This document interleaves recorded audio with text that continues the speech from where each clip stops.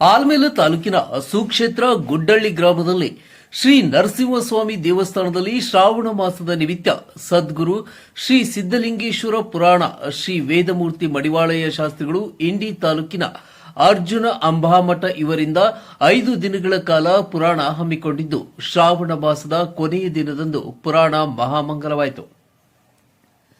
24/8/2025 ರಂದು ರವಿವಾರ ಬೆಳಗ್ಗೆ 10 ಗಂಟೆಯಿಂದ 12 ಗಂಟೆಯವರೆಗೆ ಶ್ರೀ ಸಿದ್ದಲಿಂಗೇಶ್ವರ ಮಹಾರಾಜರ ಭಾವಚಿತ್ರ ಹಾಗೂ ನರಸಿಂಹದೇವರ ಭಾವಚಿತ್ರದೊಂದಿಗೆ ಸಕಲ ವಾದ್ಯ ವೃಂದಗಳೊಂದಿಗೆ ಹಾಗೂ ಸುಮಂಗಲಿಯರಿಂದ ಕುಂಭ ಕಳಸದೊಂದಿಗೆ ಪ್ರಮುಖ ಬೀದಿಗಳಲ್ಲಿ ಮೆರವಣಿಗೆ ನಡೆಯಿತು.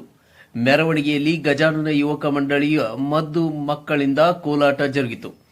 ನಂತರ ಮಧ್ಯಾಹ್ನ ನರಸಿಂಹದೇವರ ಆವರಣದಲ್ಲಿ ಧರ್ಮಸಭೆ. ಈ ಧರ್ಮಸಭೆಯ ದಿವ್ಯ ಸಾನ್ನಿಧ್ಯವನ್ನ ಶ್ರೀ ಷಟಸ್ಥಳ ಬ್ರಹ್ಮ ಚಂದ್ರಶೇಖರ ಶಿವಾಚಾರ್ಯರು, ಗುರು ಸಂಸ್ಥಾನ ಹಿರೇಮಠ ಆಲವೇಲ ಮಳೇಂದ್ರಯ್ಯ ಚಂ ಮಠ, ಶ್ರೀ ಆನಂದ ಮಹಾರಾಜರು ಮಾರ್ಸನಹಳ್ಳಿ, ಸನ್ಮಾನ್ಯ ಶ್ರೀ ಅಶೋಕ್ ಮನಗುಳಿ ಶಾಸಕರು ಸಿಂದಗಿ ಜ್ಯೋತಿ ಬೆಳಗಿಸಿ ಕಾರ್ಯಕ್ರಮ ಉದ್ಘಾಟಿಸಿ ಮಾತನಾಡಿ, ಗುಡ್ಡಳ್ಳಿ ಗ್ರಾಮಕ್ಕೆ ಬಸ್ಸಿನ ಸೌಕರ್ಯ ಮತ್ತು ಒಂದು ಸಮುದಾಯ ಭವನ ಮಾಡುವುದಾಗಿ ಹೇಳಿದರು. ಫೋಟೋ ಪೂಜೆ ಪ್ರಭು ವಾಲಿಕಾರ್, ಮಾಜಿ ಎಪಿಎಂಸಿ ಅಧ್ಯಕ್ಷರು, ಮುಖ್ಯ ಅತಿಥಿಗಳಾಗಿ ಬಸವರಾಜ್ ಬಾಗೇವಾಡಿ ಎಪಿಎಂಸಿ ಅಧ್ಯಕ್ಷರು, ಆಲುಮೇಲ ಗುರು ತಳವಾರ್ ಬಿಜೆಪಿ ಪ್ರಧಾನ ಕಾರ್ಯದರ್ಶಿಗಳು ಸಿಂದಗಿ, ಶ್ರೀ ಮಲ್ಲಿಕಾರ್ಜುನ್ ಜೋಗೂರ್ ಕೆಪಿಆರ್ ಸಕ್ಕರೆ ಕಾರ್ಖಾನೆ ನಿರ್ದೇಶಕರು, ಎಸ್ಐ ರಾಂಪುರ ಸರ್ಕಾರಿ ನೌಕರ ಸಂಘದ ಗೌರವ ಅಧ್ಯಕ್ಷರು, ಶಂಕರಗೌಡ ಆರ್ ಪಾಟೀಲ್ ಧೂಳ್ಕೇಡ, ಬಸವರಾಜ್ ಪಾಟೀಲ್, ಈರಣ್ಣ ತಳವಾರ್, ಗಾಲಿಬ್ ತಳವಾರ್, ಎಲ್ಎ ಆನೆಗಾಂವ್ ವೇದಿಕೆ ಮೇಲೆ ಉಪಸ್ಥಿತರಿದ್ದರು. ನಿರೂಪಣೆಯನ್ನು ಶಂಕರಗೌಡ ಬಿರಾದರ್ ಶಿಕ್ಷಕರು ಮಾಡಿದರೆ ಸ್ವಾಗತವನ್ನ ಯು ಪರಮೇಶ್ವರ್ ಶಿಕ್ಷಕರು ಮಾಡಿದರು. 101 ಮುತ್ತೈದೆಯರಿಗೆ ಉಡಿ ತುಂಬುವುದಕ್ಕೆ ಸೀರೆ, ಕುಬಸ, ಉಡಿಯಕ್ಕಿ ಸಾಮಾನುಗಳನ್ನು ಬಸವಂತರಾಯ ಸಾಳ್ ಇವರ ಪರಿವಾರದೊಂದಿಗೆ ಭಕ್ತಿ ಸೇವೆ ಸಲ್ಲಿಸಿದರು. ಕಾರ್ಯಕ್ರಮಕ್ಕೆ ಗುಡ್ಡಳ್ಳಿ ಗ್ರಾಮದ ಹಾಗೂ ಸುತ್ತಮುತ್ತಲಿನ ಗ್ರಾಮದ ಭಕ್ತಾದಿಗಳು ಭಾಗಿಯಾಗಿದ್ದರು. ಕಾರ್ಯಕ್ರಮಕ್ಕೆ ಆಗಮಿಸಿದ ಭಕ್ತಾದಿಗಳಿಗೆ ಅನ್ನ ಪ್ರಸಾದ ವ್ಯವಸ್ಥೆ ಬಹಳ ಅಚ್ಚುಕಟ್ಟಾಗಿತ್ತು. ರೇವಣಸಿದ್ದಯ್ಯ ಹಿರೇಮಠ್, ಎಂಟಿವಿ ಆಲ್ಮೇಲ.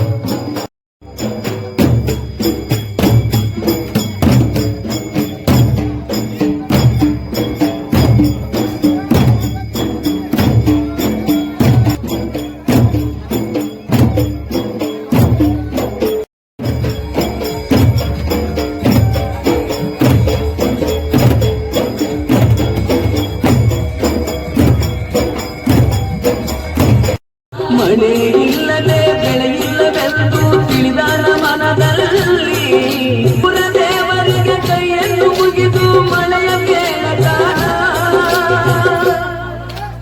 ಊರ ದೇವರಿಗೆ ಕೈಯನ್ನು ಮುಗಿದು ಮಳೆಯ ಕೇಳತಾನ. ರೈತ ಮಳೆಯ ಕೇಳತಾನ.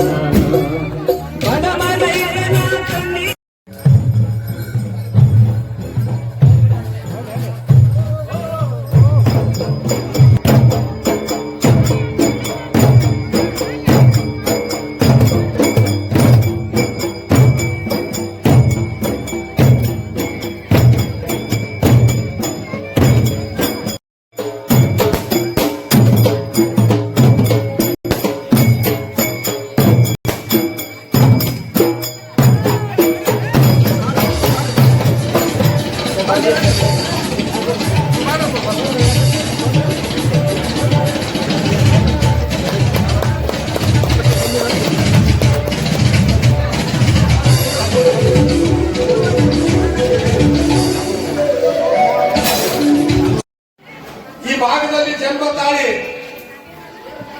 ಮಾನವ ಕುಲಕ್ಕೆ, ಮಾನವನ ಉದ್ಧಾರಕ್ಕೆ ಅವರು ಬಿಟ್ಟು ಹೋದಂತ ಕೊಡುಗೆ ಮತ್ತು ಅವರು ಬಿಟ್ಟು ಹೋದಂತ ಒಂದು ಆಚಾರ ವಿಚಾರಗಳನ್ನು ಮುಂದಿನ ಯುವ ಪೀಳಿಗೆಗೆ ವರ್ಗಾಯಿಸಬೇಕು. ಅವರು ನಡೆದು ಬಂದಂತ ದಾರಿಯನ್ನು ತಮ್ಮ ಜೀವನದ ಉದ್ದಕ್ಕೂ ಇವತ್ತ ಸಮಾಜಕ್ಕೆ ನೀಡಿದಂತ ಕೊಡುಗೆಯನ್ನು ಈ ಸಂದರ್ಭದಲ್ಲಿ ನಾವು ಸ್ಮರಣೆ ಮಾಡ್ಕೋಬೇಕಾಗ್ತದೆ. ಇವತ್ತು ಲಚ್ಚಾಳ ಮಹಾರಾಜರಿರ್ಬೋದು, ಸಿದ್ದಪ್ಪ ಮಹಾರಾಜರು ಇರ್ಬೋದು, ಯಲ್ಲಪ್ಪ ಮಹಾರಾಜರು ಇರ್ಬೋದು. ಇವರು ಒಂದು ಜಾತಿ, ಜನಾಂಗ, ಒಂದು ಸಮಾಜ, ಒಂದು ಪ್ರದೇಶಕ್ಕೆ ಸೀಮಿತವಾದ ವ್ಯಕ್ತಿಗಳಲ್ಲ ಇವರು. ಇಡೀ ಮಾನವ ಕುಲಕ್ಕೆ ಇವತ್ತು ಸಂದೇಶ ಕೊಡುವಂತ ಈ ವ್ಯಕ್ತಿಗಳು ಇವತ್ತ ಮಾನವ ಧರ್ಮಕ್ಕಾಗ್ಲಿ, ಈ ಸಮಾಜಕ್ಕಾಗಿ, ಈ ನಾಡಿಗಾಗಿ ಕೊಟ್ಟಂತ ಕೊಡುಗೆ ಇವತ್ತ ಪುರಾಣದ ಮೂಲಕ ನಾವು ಕೇಳ್ತಾ ಇದ್ದೀವಿ.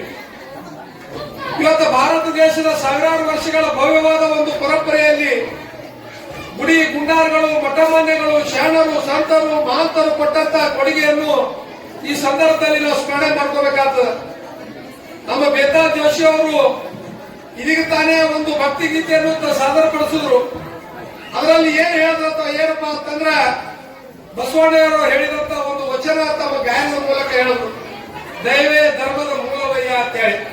ಅವೊಂದು ತಿಳ್ಕೊಂಡು ನಡೆದೇವಂದ್ರೆ ಸಮಾಜ ಬಹಳ ಒಳ್ಳೆ ರೀತಿಯಿಂದ ಇವತ್ತು ಬಾಳಕ್ ಸಾಧ್ಯ ಐತಿ. ದೈವೇ ಧರ್ಮದ ಮೂಲವಯ್ಯ, ದಯ ಬೇಕು ಸಕಲ ಪ್ರಾಣಿಗಳಲ್ಲಿ, ನಾವು ಧರ್ಮದಿಂದ ನಡಿಬೇಕು. ಇವತ್ತು ದಯದಿಂದ ಇವತ್ತು ನಮ್ಮ ಬದುಕನ್ನು ಸಾಗಿಸಬೇಕನ್ನೋ ಒಂದು ನಿಟ್ಟಿನಲ್ಲಿ ಅಣ್ಣ ಬಸವಣ್ಣ 12ನೇ ಶತಮಾನದಲ್ಲಿ ಹೇಳಿದ್ರು. ಇನ್ನೊಂದು ಮಾತು ಹೇಳೋದ್ರು ಅಣ್ಣ ಬಸವಣ್ಣವರು, ಆಚಾರ್ಯವೇ ಸ್ವರ್ಗ, ಅನಾಚಾರವೇ ನರಕ ಅಂತ ಹೇಳಿ. ಅವರು 18,000 ವಚನಗಳನ್ನು ಬರೆದಾಗ ಅಣ್ಣ ಬಸವಣ್ಣವರು. ಆದ್ರೆ ಎಲ್ಲಾ ವಚನಗಳು ಓದಿ ನಡ್ಕೊಳಕ್ ಆಗುದಿಲ್ಲ. ಇವು 3 ವಚನಗಳು ಯಾವಪ್ಪ ಅಂತಂದ್ರೆ, ಒಂದು ದೈವೇ ಧರ್ಮದ ಮೂಲವಯ್ಯ, ಒಂದು ಆಚಾರವೇ ಸ್ವರ್ಗ, ಅನಾಚಾರವೇ ನರಕ, ಇನ್ನೊಂದು ಯಾವ್ದಪ್ಪ ಅಂದ್ರೆ ಅರಿವೇ ಗುರು. ಮನುಷ್ಯ ಅರಿವಿನಿಂದ ನಡೆದಂದ್ರ ನಮಗ್ ಗುರು ಕಾಣ್ತಾನೆ ಅನ್ನೋದು ಅಣ್ಣ ಬಸವಣ್ಣವ್ರು ಹೇಳಿದಾಗ. ಆ ನಿಟ್ಟಿನಲ್ಲಿ ಇವತ್ತ ಇಂಥ ಧಾರ್ಮಿಕ ಕಾರ್ಯಕ್ರಮಗಳು, ಇವತ್ತ ನಿನ್ನೆ ಮೊನ್ನೆ ಹುಟ್ಟಿದ್ದಲ್ಲ ಇವು ಕಾರ್ಯಕ್ರಮಗಳು, ಇದಕ್ಕೆ ತಂದೆ ಆದ ಸಾವಿರಾರು ವರ್ಷಗಳಾದ ಒಂದು ಭವ್ಯವಾದ ಪರಂಪರೆ ಇರುವಂತಹ ಈ ಭಾರತ ದೇಶದಲ್ಲಿ ಸನಾತನ ಹಿಂದೂ ಧರ್ಮದಲ್ಲಿ ಗುಡಿ ಗುಂಡಾರಗಳು, ಮಠಮಾನ್ಯಗಳು ಕೊಟ್ಟಂತ ಕೊಡುಗೆಯನ್ನು ನಾವು ಸ್ಮರಣೆ ಮಾಡಿಕೊಳ್ಳೋದ್ರ ಜೊತೆಗೆ ಅವರು ಬಿಟ್ಟು ಹೋದಂತ ಆಚಾರ ವಿಚಾರ, ಅವರ ನಡತೆಯನ್ನು ನಮ್ಮ ಜೀವನದಲ್ಲಿ ಅಳವಡಿಸಿಕೊಂಡು ಇಂಥ ಜಾತ್ರೆ ಕೇಂದ್ರಗಳು, ಧರ್ಮ ಸಭೆಗಳು, ಇಂಥ ಒಂದು ಪುರಾಣ ಪ್ರವಚನಗಳು ನಿರಂತರವಾಗಿ ಗ್ರಾಮೀಣ ಪ್ರದೇಶದಲ್ಲಿ ನಡಿಬೇಕು. ಬಿಡಕ್ಕಾಗಿಲ್ಲ, ಮತ್ತೆ ಹೊಳ್ಳಿ ಪ್ರಾರಂಭ ಮಾಡಬೇಕು. ನಮ್ಮ ಜೀವನಕ್ಕೆ ಕೊನೆಯಾದ, ಆದ್ರೆ ಶರಣರ ಜೀವನಕ್ಕೆ ಆ ಕೊನೆಯೇ ಇಲ್ಲ. ಅವರು ಲಿಂಗೈಕ್ಯರಾದ್ರೂ ಸಹಿತ ಇನ್ನ ಗದಿಗೆ ಹೋಗಿ ನಮಸ್ಕಾರ ಮಾಡಿದ್ರ ಹೇಳಿದ್ದು ವರ ಕೊಡ್ತಾರ ಪುಣ್ಯಾತ್ಮರೇ. ಅವರೆಲ್ಲ ಸತ್ತು ಇದ್ದಂಗ, ಅವರೆಲ್ಲ ಹೋದ್ರು ಸಹಿತ ಇನ್ನ ಇದ್ದಂಗ. ಯಾವಾಗ ಸಿದ್ಧಲಿಂಗ ಮಹಾರಾಜ ನಿನ್ನೆ ದಿವಸ ಒಂದಲ್ಲ ಎರಡಲ್ಲ ಅನಂತ ಪವಾಡಗಳು ಮಾಡಿ ನನ್ನಪ್ಪ ಲಿಂಗೈಕ್ಯರಾದರು. ಶ್ರಾವಣ ಮಾಸದ ನಿಮಿತ್ತವಾಗಿ 5 ದಿನಗಳ ಪರ್ಯಂತರವಾಗಿ ಲಚ್ಚಾಣದ ಸಿದ್ಧಲಿಂಗ ಮಹಾರಾಜರ ಪುರಾಣವನ್ನ ಇವತ್ತು ಈ ಮಂಗಳದ ಕಾರ್ಯಕ್ರಮದ ಪಾವನ ಸಾನ್ನಿಧ್ಯವನ್ನು ವಹಿಸಿದಂತ ಆಮೇಲೆ ಗುರು ಸಂಸ್ಥಾನದ ಹಿರೇಮಠದ ಒಡೆಯರಾದಂತಹ ಚಂದ್ರಶೇಖರ ಶಿವಾಚಾರ್ಯ ಪಾದಗಳಿಗೆ ದೀರ್ಘದಂಡ ನಮಸ್ಕಾರವನ್ನು ಸಲ್ಲಿಸಿ, ಇವತ್ತು ಈ ಶ್ರಾವಣ ಮಾಸದ ಊರು ಸಣ್ಣದಿದ್ದರೂ ಸಹಿತ ಅದನ್ನು ಇವತ್ತು ಈ ಕುಂಭ ಕಳಸ ಸುಮಂಗಲಿಯರನ್ನ ನೋಡಿದರೆ ಬಹಳ ಸಂತೋಷ. ನಡಿಬೇಕು. ಊರು ಸಣ್ಣದಿದ್ದರೂ ಸಹಿತ ಅದನ್ನು ಇಂಥ ಭಕ್ತಿಯ ಊರದಪ್ಪ ಗುಡ್ಡಾಳಿಯಪ್ಪ ಅಂತಂದ್ರೆ ಬಹಳ ಸಂತೋಷದ ವಿಷಯ ಇದು. ಪ್ರತಿ ವರ್ಷ ಶ್ರಾವಣ ಮಾಸದ ನಿಮಿತ್ತವಾಗಿ ಇಂಥ ಕಾರ್ಯಕ್ರಮಗಳನ್ನ ಇಂಥ ಹಳ್ಳಿ ಒಳಗ ನಡೆದಪ್ಪ ಅಂತಂದ್ರ ನಮ್ಮ ಜೀವನದಲ್ಲಿ ನಂಬಿಕೆ ಮೇಲಾಗಿ ಭಕ್ತಿ, ಸಂಸ್ಕಾರ, ಸಂಸ್ಕೃತಿಯನ್ನ ಬೆಳೆಯುತ್ತದೆ. ಅದಕ್ಕೆ ಪೂರ್ವಕರು ಮಾಡಿಲ್ಲ. ಪುರಾಣ ಪ್ರವಚನ ಯಾಕೆ ಮಾಡಿರಪ್ಪ ಅಂತಂದ್ರೆ ಶ್ರಾವಣ ಮಾಸದಲ್ಲಿ 1 ತಿಂಗಳ ಪರ್ಯಂತರ ಈ ಒಳ್ಳೆಯ ನುಡಿಗಳನ್ನ ನಮ್ಮ ಕಿವಿಯಲ್ಲಿ ಬೀಳಿ, ಒಳ್ಳೆಯ ಹಿತನುಡಿಗಳನ್ನ ಪೂಜ್ಯ ಅಮೃತವಾಣಿಯಿಂದ ಒಬ್ಬ ಮಹಾತ್ಮನ ಶರಣರ ಚರಿತ್ರೆಯನ್ನ ನಮ್ಮ ಜೀವನದಲ್ಲಿ ಅಳವಡಿಸಲಿ ಅನ್ನೋ ಒಂದು ವಿಚಾರವನ್ನು ಇಟ್ಟುಕೊಂಡು ಹಿಂದ ಪೂರ್ವಕರು ಈ ಪುರಾಣ ಪ್ರವಚನ ಶ್ರವಣ ಮಾಸದ ಅಂಗವಾಗಿ ಈ ಲಚ್ಚಾಣದ ಸಿದ್ಧಲಿಂಗ ಮಹಾರಾಜರ ಒಂದು ಪುರಾಣದ ಮುಖಾಂತರವಾಗಿ ಎಲ್ಲರಿಗೂ ಕೂಡ, ಎಲ್ಲ ತಾಯಿಯಂದಿರಿಗೂ ಕೂಡ, ಹಿರಿಯರಿಗೂ ಕೂಡ ಈ ಧ್ಯಾನದ ಒಂದು ಸುದೆಯನ್ನು ಗೊಯ್ದಿರುವಂತಹ ಪೂಜ್ಯರ ಒಂದು 5 ದಿನಗಳ ಕಾಲ ತಾವೆಲ್ಲರೂ ಕೂಡ ಆತ್ಮ ಚಿಂತನೆಯ ಜೊತೆಗೆ ಇವತ್ತು ಇಂಥ ಕಾರ್ಯಕ್ರಮಗಳು ಯಾಕೆ ಮಾಡಬೇಕು ಅಂತಂದ್ರೆ 12 ತಿಂಗಳಲ್ಲಿ ನಾವೆಲ್ಲರೂ ಬೇರೆ ಒಂದು ವಿಚಾರದಲ್ಲಿದ್ದೀವಿ. ಈ ಶ್ರವಣ ಮಾಸದಲ್ಲಿ ಆದರೂ ಕೂಡ ಇಂಥ ವೇದಿಕೆಯ ಮೇಲೆ ಪೂಜ್ಯರ ಒಂದು ಸಮ್ಮುಖದಲ್ಲಿ ನಾವೆಲ್ಲರೂ ಕೂಡ ನಮ್ಮ ಹೃದಯವನ್ನ ಸ್ವಚ್ಛವನ್ನಗೊಳಿಸಬೇಕು, ಪೂಜ್ಯರ ಒಂದು ಆಶೀರ್ವಾದವನ್ನು ಪಡಿಬೇಕು ಅನ್ನುವಂಥ ಉದ್ದೇಶದಿಂದ ಇವತ್ತು ಆತ್ಮಚಿಂತನೆಯನ್ನು ಮಾಡುವವರು ಅನುಭವಿಗಳು. ಅವರ ನುಡಿಗಳಲ್ಲಿ ದೇವ ನುಡಿಗಳ ಒಂದು ದರ್ಶನ, ಪರಮ ಸತ್ಯದ ಒಂದು ಪ್ರತಿಬಿಂಬ, ನಿಶಬ್ದ ಬ್ರಹ್ಮನ ಅವತಾರ, ಶಬ್ದ ರೂಪದಲ್ಲಿ ಸತ್ಯ ಸಾಕ್ಷಾತ್ಕಾರಕ್ಕೆ ಒಂದು ನುಡಿ ಸಾಕುವಂತ ಇಂಥ ಪೂಜ್ಯರ ಒಂದು ಆಶೀರ್ವಾದ ವಚನವನ್ನು ಪಡೆದುಕೊಂಡು ದಿನನಿತ್ಯ ನಾವು ತಾಯಿ ತಂದೆ ಹಿರಿಯರನ್ನ ಗೌರವಿಸುವ ಜೊತೆಗೆ ಇಂಥ ಒಂದು ಅಮೃತವಾಣಿಯನ್ನು ಪಡೆದು ನಾವೆಲ್ಲರೂ ಕೂಡ ಧನ್ಯರಾಗೋಣ ಹೇಳಿ ಬಹುತೇಕ ನಾವು ಯಾರು ಮಾತಾಡುವಂತದ್ದು ಅವಶ್ಯಕತೆ ಇರುವುದಿಲ್ಲ. ಈ ವೇದಿಕೆಯ ಮೇಲೆ ಇರ್ತಕ್ಕಂಥ ಪೂಜ್ಯರು ಮಾತಾಡಬೇಕಾಗಿರ್ತಕ್ಕಂಥ ಅವಶ್ಯಕತೆ ನಾವು ನೀವು ಕೂಡ ಏನಪ್ಪಾ ಅಂತಂದ್ರೆ ಅದರ ಸಾರವನ್ನ ತಿಳ್ಕೊಂಡು ನಮ್ಮ ಜೀವನದಲ್ಲಿ ಅಳವಡಿಸುವುದರ ಜೊತೆಗೆ ಬದುಕನ್ನು ರೂಪಿಸಿಕೊಳ್ಬೇಕಾಗಿರ್ತಕ್ಕಂಥ ಜವಾಬ್ದಾರಿ ನಮ್ಮೆಲ್ಲರ ಮೇಲೆ ಇರ್ತಕ್ಕಂಥದ್ದು. ಬಂಧುಗಳೇ, ಇವತ್ತು ನಡೆದಿರ್ತಕ್ಕಂಥ ಈ ಧರ್ಮ ಸಭೆ ಹಿಂದೂ ಧರ್ಮ